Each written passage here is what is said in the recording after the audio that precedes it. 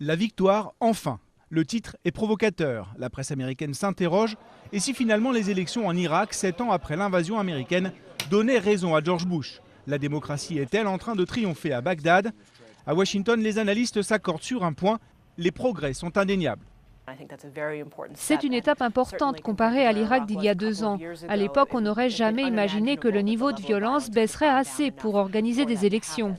Mais certains soldats ne partagent pas cette opinion, tel Jeff, qui souffre du syndrome post-traumatique depuis son retour d'Irak après 13 mois passés sur le terrain.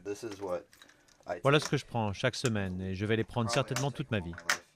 Dans le bataillon de Jeff en Irak, un soldat a été tué et un autre grièvement blessé. Ce militant anti-guerre trouve hallucinant que l'on puisse aujourd'hui commencer à réhabiliter l'ancien président américain.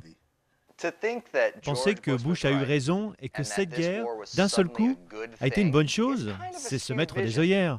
5000 Américains morts, plus d'1,5 million côté irakien. Et on est censé appeler ça une victoire? Pour beaucoup d'Américains, le vrai bilan de la guerre devra être tiré lorsque les troupes américaines seront parties. Elles sont encore 96 000 sur place.